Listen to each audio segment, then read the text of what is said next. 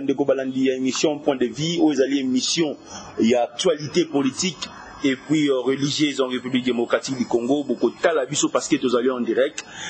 Les lois ezali likambo to koloba lelo ya coronavirus, to koloba pe likambo etali sécurité par rapport ya makambo le monde entier mais na République démocratique du Congo.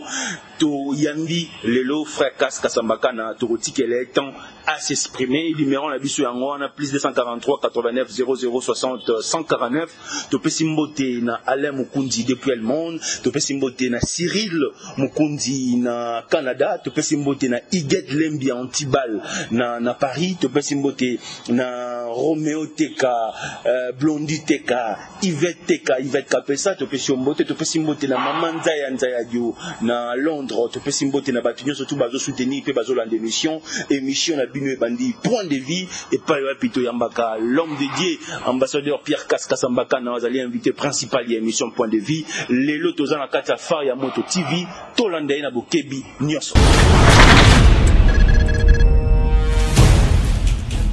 en bonne santé malgré épidémie aux allélos dans la République démocratique du Congo et la coronavirus. L'homme de Dieu, sur le plan biblique, aujourd'hui le monde entier est bouleversé par rapport à la pandémie. Vous êtes ambassadeur de la paix, un homme de Dieu. Est-ce qu'il y a un message fort déjà par rapport à cette émission d'introduction pour le monde entier Yokai?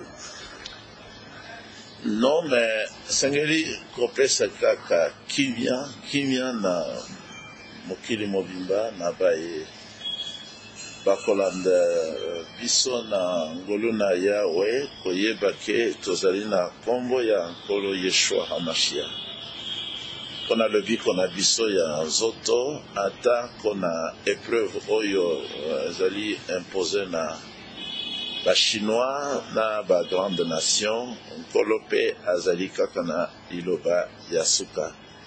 Yende akosilisa yango lokola déjà tubela pardon ebandi déjà kosengama na pape yemoko d'abord namoni ye kofukamela baafricain kuna na Rome c'est-à-dire na Vatican kosenga pardon asengi pe na mabota mosusu lokola France Amérique na likolo mosusu elanda lokolo na ye basenga bolimbisi na bana mboka ya Afrique pona mabe mingi basali pona peuple nègre na tongwa wa ndeko na biso Tade administrateur azopesa ngai pe témoignage na moni pe na France ba catholique bandi kosenga pardon.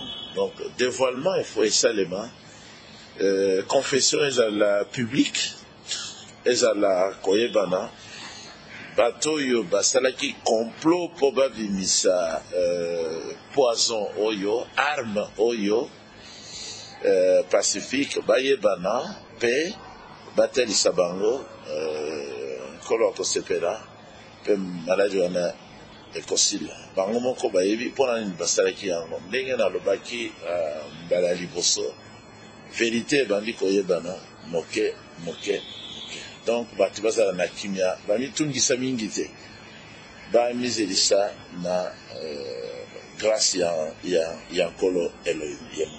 Merci. Le président Poutine interdit aux Africains d'essayer vaccin aux États-Unis, aux Chine, en Afrique. Est-ce que vous êtes pour cela?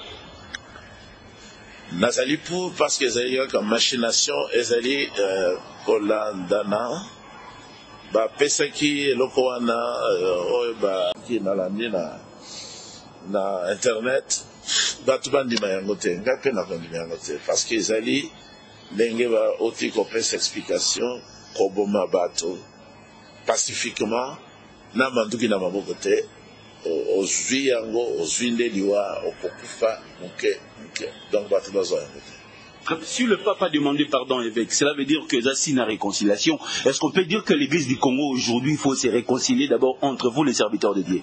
Non, papa sengi pardon ayebi eloko nini esalamaki ayebi pe makambo nini masalamaka yabo lelo lokola etumbu ekwei mingi na mboka esika ye afandi azali pe moto atako azali chef ya aza simple atako azali chef ya ba ya milieu mabe mais azali pe moto akanisi alobi te ngai pe nagoyi kokufa parce que bande ko na ye tout autour na ye bakufi pe kona na Italie na ndenge mpe na yoki témoignage kouta na Goma ndeko na biso amonaki ndenge nini bazali kokunda bazali kotia bibembe na Italie na mai au bord de la mer Méditerranée.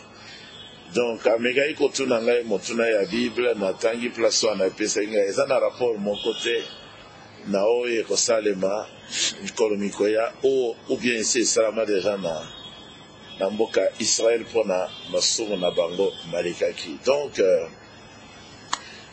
Église ya Congo se réconcilie ndenge nini moko na moko asala lokola pape ayeba esika nini abungaki akei pembeni bose akobanda mouvement na ye azonga sima asenga bolimbisi akota na molongo bato baso bazali pembeni ba catholique babandi esengeli ba protestant baranda basenga pe pardon bakanisa mai basalaki ya mabe mpona bango ba méthodiste balanda suka ba pentecôtiste suka ba pentecôtiste oyo nyonso ba prophète basalaka mobulu tout le temps ba prophète pe baliki ezali kaka lisumu pe komisala prophète komisala apôtre monene komisala mutia don de guérison sikoyo don ezomonana te bato nyonso wana batelema ezali message na koteya pe na ingomba na biso na conférence ya poko qui est beaucoup suivi esengeli kotelema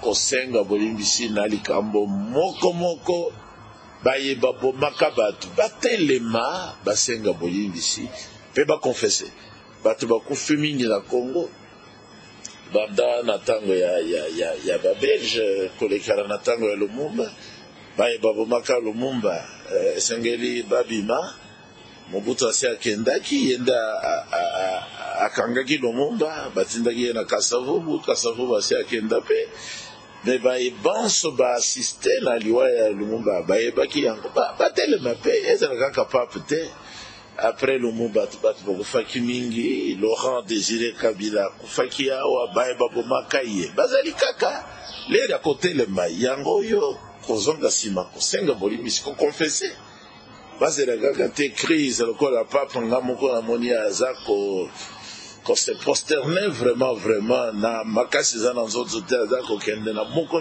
ya baafricain mais tushaki nga mpe aza mpe moto ayebaki mabe nini basali bango mpe bato nyonso bakufi babomi ya bato bayebana batika mpe makambo wana parce que jugement ya monene ezoya ezali jugement oyo ya coronavirus te mais jugement ya nkolo ezoya après coronavirus sima jugement ya nkolo ezoya ye akozala juste juge akosambisa mutu na video ya makambo na ye manso asalaka ya mabe bayebanso babomaka moko na moko akomona ndenge nini abomaka akei kobumba akei kokache donc bato abomaki moko na moko akomona bato wana jugement nde kosala na ntango wana mpo enfer eza jugement ekozala mpo lifelo ekobanda na ntango wana ya jugement donc oyo ekoki kozala peut-être eloko moko eye mpo bato batelema omoni pape te atelemi mais quand même azongi nsima akonfese baepe babomaka na molimo babomi ya molimo baleki bato oyo basali coronavirus faux prophète banso faux pasteur banso bazali mpe bato oyo babomi bato ebele na nzela ya molimo babomi bamilliers de personnes na nzela ya molimo donc ezali ntango ya kotelema parce que sango ya suka esi eyaki mosakoli ya suka asi ayaki tozozala sikoyo nde makambo minene ya nkolo église ekonetolama ntango nkolo akoya suka fin du monde efreza bato bakanisa te parce que baza na manduki parce que baza bapoliticien baoyo basali coronavirus parce que baza na mbongo makambo wana nkolo akosilisa yango na 6e so nyonso ekosila ya kozwa bokonzi liboso jugement dernier et salut. Jugement des nations que ça le maintenant par le feu. Batumine les nyons se bakowa, kolor kopoma bango, akopoma pe napa. Simande ye aye korenye après millénium le jugement dernier. Donc moye bateke kolo atikeli bino mokili bosala ndenge bolingi te atikeli mokili na yete. Azali kolo akelaki mabele akelaki lola pe mabele asali bato azana contrôle na makambo manso abosani likambo kote tango ya kozala mokristo ya solo nde yango. Merci. Nous allons en direct, tous dans la République démocratique du Congo, c'est l'émission Point de Vie, l'évêque. L'évêque, c'est l'invité principal de l'émission, mais quand vous nous voyez en débat, cela veut dire que Tolinga Rapé, serviteur, monsieur, dans la 4 églises primitives, ça le débat, n'a pas par rapport à la Bible, mais l'évêque, lui, c'est l'invité principal. Plus 243 89 00 65 149, plus 243 89 00 60 149. Est-ce que ce qui arrive aujourd'hui, le frère William Marion Branham avait aussi prophétisé sur ça? Prophétisé sur ça, non, mais en passant, il parlait de plaies. Comme ce qui arrive ici, c'est une plaie satanique. Un colo à permettre, les alliés à Yéhoutinaïté, mais satanique. Un colo à permettre, peut Moussakori à l'Obaka, pour la oignon, c'est ça, vous savez, Natango. Azosala comparaison na maye masalamaka na tango ya bapota ekoyaka na Égypte. Bakoloba na bino bokende kotala ba médecin. Lokola lelo ba médecin de bazui direction.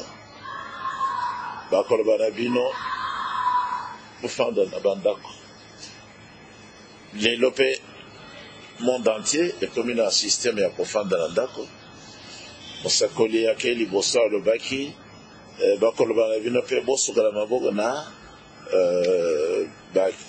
produit désinfectant yango toza nango a préciser pe alobaki balobaki na bato balata pe masque na elongi yango toza nango alobaki na précision moko nano eyebanaki te donc mais alobaki te ke ekozala coronavirus alobaki pota oyo pe eza pota bato bakufi mingi na poto bato bakufi ebele na Chine mingi na Amérique donc parce que nalobaki yambo na émission ke ezalaki produit destiné à kobebisa mentale ya bato po bakoma bazoba alors na ndenge papa abandi kozonga muke vérité koyebana ezalaki surtout visé na baafrikain po baya kosala awa bato bakufa ndenge moko na yoki commentaire na baeuropéen balobi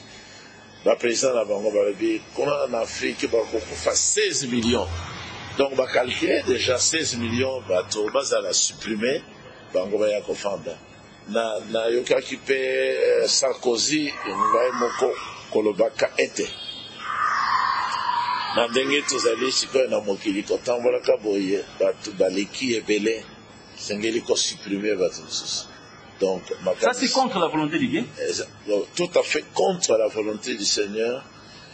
Le Seigneur y est à l'obéi non soyez féconds bango bazopesa vaccin po basi bakom stérile libela babote lisusu te zomona ta président ya France ya lelo azana bana te donc ezali milieu mabe eza na poto milieu mabe eza na Amérique milieu mabe eza na usine na bango eza na Chine ezali Satan nde azali kosala makambo manso ezali makambo ya komodi na komo ya kolesha na machine. Merci. On a vu l'un des serviteurs de Dieu, Nemwanda Ntemi, qui aujourd'hui a trouble dans la République démocratique du Congo, le bibati qu'elle a étant assemblé la peau, mi pepe à ma béo, il y a coronavirus, il a semé un trouble terrible dans rond-point et à magasin. D'ailleurs, il a été interpellé chez la police. Est-ce que vous avez un point de vue à donner sur ce que Mwanda Ntemi fait aujourd'hui? Mais le point où le Gaza qu'on se met trouble, Azali, indésirable, azali indésirable. Kolo azo separateur na makama ya sosal. Mais batiki na place wapi. Akoki kosambela na kuku na chambre na ye. Kolo akoyokela ye esili. Tozali koluka lokumu te koloba botika ngai na sambela bomona ngai nazosambela. Ndenge évangéliste Kabundali sazosalela ndalama ya potopoto azosambela. Hypocrisie. Wana ezali hypocrisie, wana ezali kosala yango mpona kozwa mbongo, kozwa lukumu, koyebana. Eza malamu te. Mosali na Nzambe esengi azala na retrait, ayebiki azali na vérité, abondeli nkolo, nkolo apesi eyano, tokei liboso sisi. Les Américains, les États-Unis d'Amérique a donné 6 millions de dollars pour aider notre pays par rapport à cette pandémie. Pour ou contre cela? Je suis pour cela. Parce que ça aide. Ce qui va passer un bon, ça va. Ce qui va passer un produit, il fallait qu'on teste le produit en Zambie. Parce que balingi bisote, occidentaux, balingi africains. C'est ça. Merci. L'homme de Dieu, beaucoup de hommes de Dieu, Bazo et Benga par rapport à l'émission Todo Salanayo Balobi, est-ce que destinée prophétique il y a Israël et Kokana RDC, est-ce que Israël peut les cas qui n'attend et puis le monde entier? Oui.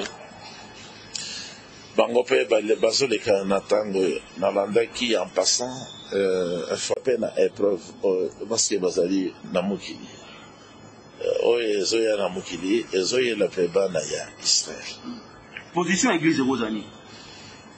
Église, position par rapport à la pandémie. Le reste entre ses mains. C'est lui le patron des patrons, c'est le Seigneur des seigneurs. Il a le dernier mot, il a la domination sur tous les mauvais esprits. Il contrôle tout. Il ne laissera pas Satan avoir le contrôle à sa place. Même lui, Satan, il est contrôlé par la puissance du Seigneur. Même lui-même, Satan. Ouais. Avant de faire quelque chose, le Seigneur, s'il ne permet pas, il ne peut pas agir. Lorsqu'il est allé faire souffrir le prophète Job, il avait demandé la permission auprès du Seigneur qui lui avait permis et qui lui avait fixé des limites. Ouais. Vas-y, tu feras ce que tu as dit, mais ne touche pas à sa vie. Le même Seigneur nous protège également aujourd'hui de la même manière. Même si Satan agissait, c'est lui qui a le contrôle surtout et le dernier mot. Vous avez l'habitude de sortir rarement, de rester qu'à l'église, de vous-même lorsque vous priez. Est-ce que Dieu vous dit quelque chose par rapport à cette pandémie? Parce que beaucoup de gens m'appellent pour dire qu'est-ce que le pasteur Cass, le Dieu qu'il prie, lui a dit par rapport à cette pandémie. Je ne suis pas prophète, le Seigneur ne me parle pas de façon particulière. Je suis seulement un petit serviteur, je me base sur ce qui est écrit dans les Saintes Écritures. Ça me suffit. Je sais que ça va passer. Je sais que ça va passer parce que l'Église n'est pas encore enlevée. La grande puissance de Dieu, la pluie de la saison n'est pas encore venue. L'Église n'a pas encore travaillé pour rassembler les membres qui doivent entrer dans le corps par la pluie de la saison, c'est-à-dire la puissance qui est le baptême du Saint-Esprit. Les grands signes et les miracles ne sont pas encore manifestés à travers le corps de l'épouse. Il y a encore du travail, le vrai travail à faire par l'Église. Nous attendons la dynamique qui sera au-dessus de toutes les maladies, y compris cette maladie-ci. Devant la puissance du Saint-Esprit, cette maladie ne peut pas avoir de puissance. Donc il y a encore du temps à faire pour l'Église. Ce n'est pas encore la fin du monde. Il faut que l'Église travaille. Pour qu'elle travaille, il faut que la puissance de Dieu vienne. Pour que la puissance vienne, il faut que tout le message soit bien annoncé dans le monde. Le Seigneur ne peut pas revenir avant. Et le jour où il reviendra, l'Église est partie. Alors, il y aura la fin du monde dans le 6e sceau où le Seigneur donnera le coup d'envoi pour que les grandes puissances puissent ouvrir le feu, que le Seigneur lui-même puisse envoyer le tremblement des terres comme il a promis dans Apocalypse 6 depuis le verset 12. La fin du monde, j'annonce encore, ça sera la fin de la Russie, La Russie terminera sa course en Israël, où eux aussi vont mourir debout. La Russie. Les soldats qui iront en Israël, vous avez la prophétie dans Ézéchiel 38, 39. Les soldats seront encore debout, ils vont commencer à pourrir et ils vont mourir. La victoire sera accordée aux enfants d'Israël pour le millénium. Voilà. La Russie sera accompagnée des pays arabes et d'autres nations pour aller attaquer Israël afin de ravir Yerushalayim. La fin du monde arrivera à Yerushalayim ou bien encore en Israël. L'Amérique va passer par le bombardement. L'Europe catholique va être supprimée par le bombardement qui viendra de la Russie. Et la Russie ira à son tour accompagner des pays arabes pour terminer la course en Israël. Et ce sera la fin du monde. Et le Seigneur Yeshua entre dans sa seigneurie pour régner sur la terre avec nous pendant 1000 ans. Après viendra la fin du monde pour enlever, ôter tout le mal de la terre. Tous les chefs militaires de la terre. Tous les religieux, les chefs religieux. Le Seigneur va terminer, ils vont en finir avec eux. Et nous entrerons dans l'éternité. Voilà le programme. Merci. Bandeko bozo na biso émission za bilingue to yambi frère Kasambaka ambassadeur de la paix. Je pense que maloba mosa ya nzambe azi bisa biso lelo ezali maloba moko zo tambola na vérité parce que nyonso zo loba zo uta kaka na Bible. Mais l'artiste musicien Koffi Olomide a oti ko bimisa nzembo moko pona sensibilisation en coronavirus alobi ba pasteur basali ya nzambe ba komisi kombo ya Yesu mombongo na minute o tozo mona bandeko église de réveil bandeko mingi ba kolekisa matia na bango na télévision en direct ba tie numéro MP ça va passer au front Nadim bandeko bazola d'émission balobi tunela biso évêque est-ce que maloba oyo artiste on a lobby est-ce que zali ya solo yé alobi nini yé étant qu'ambassadeur de la paix est-ce que na moment oyo crise ont traversé monde est-ce que bandeko ba serviteur de Dieu bazotia biso na etando ike bakoki kosenga dim paix au front l'homme de Dieu.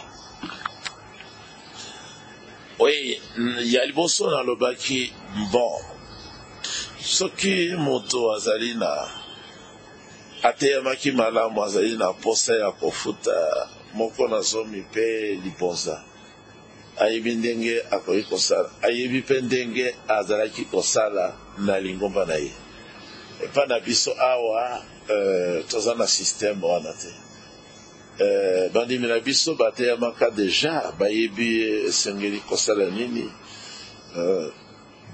toko exige mutu te na ndenge tozwi ntango ya épreuve mpona kotalisa mpe obéissance tooblige mutu te sengeli otambola oya kofuta bokola zobi tozosala yango te totiki ngai natiki manso na maboko yango.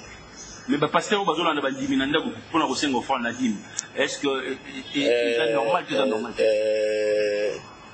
bakongi kosala ndenge wana te soki babengisi bango sava soki mpe ezali habitude bazali na makomi sava aussi kosenga moko ya na zomi na mabonza ezali mabe te mais ekoma lokola mombongo ndenge baza kokritike yango. Ça veut dire que cet artiste a raison de chanter comme ça. C'est parce que l'ensemble va comme si comme voyez sur le rôle à mon bon.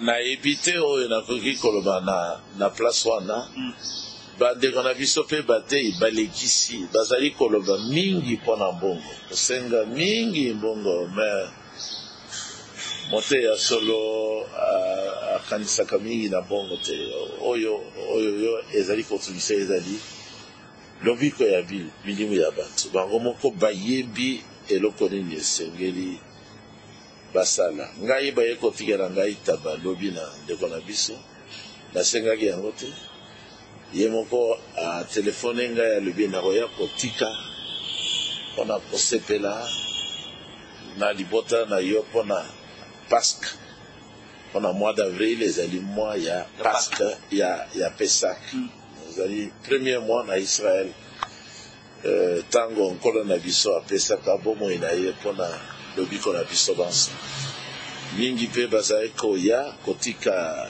dîme na offrande mais tozosala yango likambo ya mombongo te kotourmente bato na télévision na radio na téléphone ezali malamu te mpona mosali encore. Merci. Un dernier mot, nous sommes arrivés à la fin. Que la paix soit avec vous tous.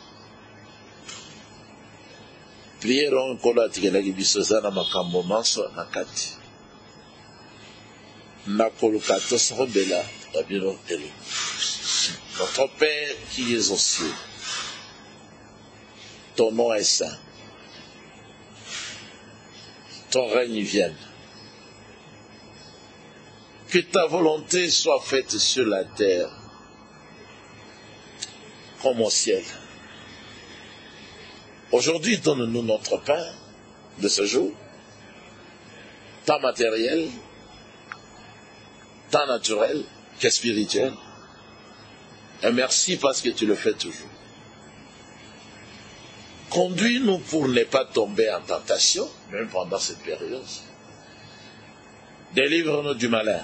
Satan, qui est à l'intérieur du coronavirus, Satan, le diable, délivre-nous de cet esprit mauvais.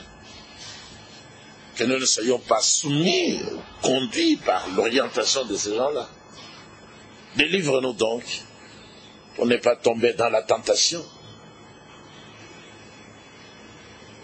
Parce que c'est à toi qu'appartiennent la gloire, la puissance, le règne dans tous les siècles. Même aujourd'hui, dans le nom précieux de Yeshua HaMashiach. Amen. Tout est là-dedans, dans les prières. Merci. Si vous nous suivez, nous sommes en République démocratique du Congo. Le président de la République a ordonné Bakanga Gédéon Kingoazo se metterer Nangambo, Mososo République démocratique du Congo. Ne moins d'anté mi balimbisie pas président Senza Olengankoyi, mais ce qui a continué Makamboa Kosala Bako Kangae parce que l'État reste l'État. Mosala Nzamba Ebisi Bissoa que pas passer ni pardon, Tozo Landango P pas africain, pas passer ni pardon. Est-ce que Zali Bassine, la réconciliation pauvre, pandémie, topé coronavirus, ezaki destiné pour la paix pour Afrique, Mosala Nzamba Ebisi Bisso. Vaccin, ambassadeur de la paix, boy tozo vaccin. Ndenge basala Nzamba Ming ba benginga balobi ebisa pasteur Kass, ebisa biso likambo vaccin aux États-Unis, tozo zoate, l'homme de Dieu a boy donc à sa catégorique. Torozwa bandeko, il y a église primitive lundi na plateau, mais monsieur Zokota déjà les lots, vous en d'habitude vous allez en direct. Plus de 143 89 00 60 149 ou bengi biso directement par rapport à d'autres questions. Oyo torotuna bandeko lundi na plateau. Awa invité principal, l'homme de Dieu Pierre Kass Sambakana. Aujourd'hui, le débat, bandeko basé les billets, tu ressens le débat, mais avec l'ambassadeur. Invité principal, il y a émission point de vue. Restez scotché, na sima caméra tozalaki na far ya moto azaki na biso na mokolo alelo, to pesi mbote na bayimbo kanyo so bazo na biso na Londres, to pesi mamanza ya mbote, moi ça panza nza ya idio, to pesi na Allemagne, Blondie Teka, Yvette Teka, to pesi binono so tumbote, na Paris to pesi Get Lembi, Antibal, Place P, église primitive ezali na Paris, to pesi ba nyo surtout bazo komela biso sur les réseaux sociaux parce que l'émission est vraiment suivie. Nzambe apambola biso, ciao.